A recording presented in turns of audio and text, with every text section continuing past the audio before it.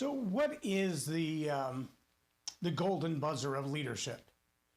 If you were in leadership and you realize that you've been doing this for a minute and you're looking back on your life thinking, well, I haven't sold 1 million books and I haven't made $1 million and I haven't maybe impacted 1 million lives, then is that 4 big red X's like you might get on AGT, or is it something different than that? I mean, and what is the golden buzzer? What is the, you win, you pass, you go all the way through? What is the golden buzzer in leadership?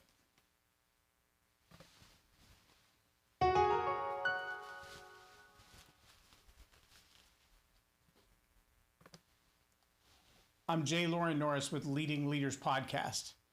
And I believe the golden buzzer is found when you actually have that type of impression on someone that years later, maybe decades later, they still refer to you as the person who influenced their life. We know that leadership is influence, nothing more and nothing less. We know that our greatest desire as leaders is to influence other people. The question is, what kind of influence, what kind of leadership impact do we make in the lives of those people that we come across? Do we strike them as someone who is all in for our own good, for ourselves, for our benefit? I was meeting with some political consultants yesterday, and one of the questions that was asked of me, having done an assessment of one of the candidates they're working with, was, do you feel like this is someone we should stay behind? Because in the world of politics, it's not a game. If you support the wrong candidate and they win, then you're basically changing horses midstream. If you support the wrong candidate and they lose, you're cutting your nose off to spite your face. You may have gotten paid for that consultation, but the work that you've done with that individual will label you for the future as not so good. So this assessment, do you feel like this individual is someone who's solidly in the camp of what they claim they're going to do? Do you feel like they have the character to back it up? That assessment alone, for me, can make or break whether or not that candidate's going to have the support of even the team that they want to hire, if the team is going to take them on as a client or not. At the same time, it obviously means a lot to my reputation to do that leadership assessment, to be able to say, you know, character-wise, I see X, Y, and Z. Skills-wise, I see X, Y, and Z. Philosophy-wise, I see X, Y, and Z. And all of those elements are things that I'm responsible for as the leadership consultant in this role, to say, I believe this candidate's going to be phenomenal in this role. They're articulate, they're strong, they've got great ideas, they've got great values.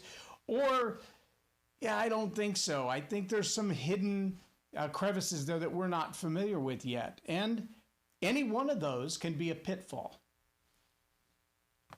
If you're the leader who's responsible for influencing the lives of other people, if you're the leader who will make decisions that could change someone's career outcome, that could change someone's educational outcome, if you're the leader who's helping someone to make a major decision of their life, whether we're talking about a major financial decision or we're talking about a major family decision or a major buying decision, those are all decisions that that person's going to look back 2, 3, 5, 10, maybe 20 years from now and say, had it not been for that individual, I would have not made that decision.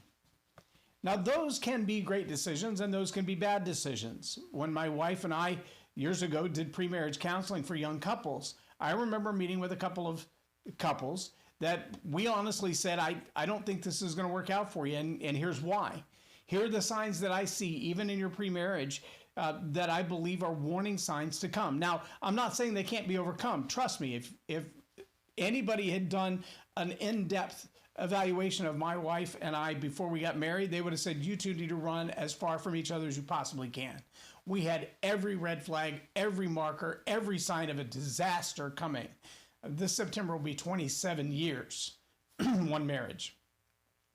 That's to say that it is possible to overcome all those obstacles, and that I could have made a mistake and said, hey, I think this is a bad idea, and they went forward and had a phenomenal opportunity.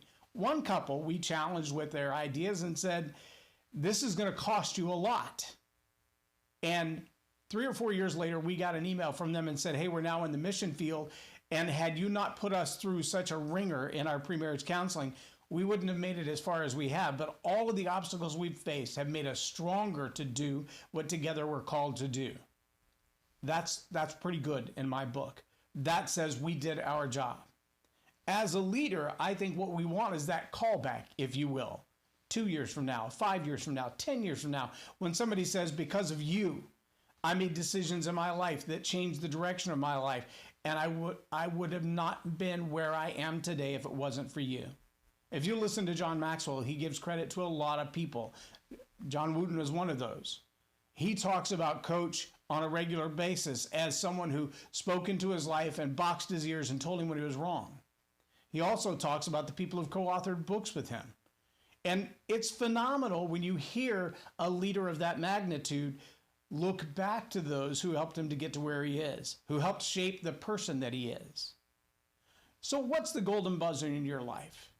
As a leader, can you look back on a moment and go, if I just pulled this off, if I just helped this one person, if I just commit to focus on this concept or this philosophy, and I go at it 100%, what if I get to this stage and I get one red X?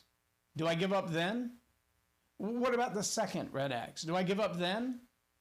What if I get the third one, but it's not a red X, it's the golden buzzer? Because here's the truth. You're going to have obstacles. You're going to have naysayers. You're going to have haters in the course of your life. I'll never forget sitting down with my educational counselor when I came out of the Air Force. And she said, well, what do you want to be when you move on with your life? And I said, well, I'm a firefighter now, but I don't really see that as my lifetime career. I see it as a good side job, even while I'm, growing up into what I want to be. But what I really want to do is travel around the world. I want to write books and I want to speak, like James Dobson or somebody like that. And she looked at me and said, well, have you ever written anything? So I showed her some stuff that I'd written, and she got up and walked out of the room. She came back, all of her makeup gone, tears still streaming down her face, and she said, where did you get that? I said, I wrote it. I wrote it.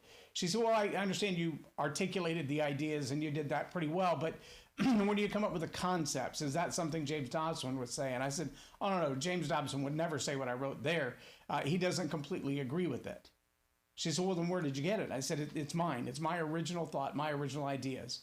She leaned back in her chair and she said, okay, so what do you want to do? I said, well, I'm thinking about school and maybe journalism or maybe English, become a writer, a novelist. I just want to communicate with people. Now, mind you, I'm not quite 25 years old at the time. She looks back across the table, leans in on her elbows and says, I don't know. I said, okay, how about a degree in maybe psychology or something? She said, well, that's a long way away. But she said, I'm going to tell you what you've written there. Academics like English professor, that's not for you. I don't think you need to study English better. You're very articulate for your age. I don't think journalism is going to accept you. Your worldview is way off target for what they believe.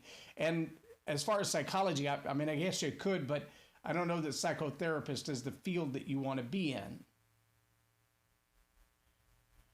I said, okay, so what should I go to school for? She said, look, here's the challenge that you have. The thoughts that you have, the way that you think, the way that you communicate, nobody's going to believe it comes from a young man your age. You're just going to have to wait until you get old enough for your hair to turn gray or to fall out before people believe that those ideas are yours. Well, here I am close to 30 years later. I'll never forget that conversation. That person made a huge influence in my life to the degree that I got out of the Air Force and I never went back to college. I never used my GI Bill. I've never used the Haywood Act in Texas that allows me to go to a state-sponsored school for free. I've never used any of that. I study, as you can see by the library behind me, I study incessantly. I never stop. I never stop learning. I never stop grasping. I never stop growing. I want to be the very best that I can be. But I study a broad and diverse group of things in order to do that. There's a legacy in your life as well. There's someone who's spoken into your life and said, you will never, or you might just, or don't even think about it. There are also people whose life you've spoken into. and you've made the comment, I don't think you're going to make it, or I don't think this is going to work out for you, or I think that's a bad idea. I just ask that as a leader you consider, are you encouraging them, or are you challenging them, or are you pulling out all the stops to lead them to failure? Are you causing them to give up on their dream, or are you inspiring them to push that much harder? And only you and that individual know the answer to that question. See, you've got to be the one as the leader who's done the assessment already to know, will these words encourage and empower them, or will these words crush them? Will my admonition to them give them reason to push that much harder? Or will it be the reason that they give up? Only you know the answer to that question, which means only you can know the golden buzzer of your leadership. I believe it will be when someone gives you that call back or that email or that Facebook message. I got one just this week from a gentleman I don't know. We have some mutual friends, I think maybe one or two. He sent me a private message on Facebook and he said, I've been watching your podcast for 2 years. You are absolutely consistent. I never miss it, and you're the real deal. I don't have 10,000 followers. I don't have 1,000 followers. But the ones who pay attention to what I have to say here on the podcast, well, it means something to them. And I hope that it positively impacts their life. I still have people reaching out to me from the Congo and Nigeria and India on a regular basis. And I hope it makes an impact in their life. And for me, in a small way, that's my golden buzzer. What's yours? What is the golden buzzer in your leadership? I'll leave you with that question because only you can answer it. I'm J Loren Norris with Leading Leaders Podcast for Tell It Like It Is TV. Have a blessed day.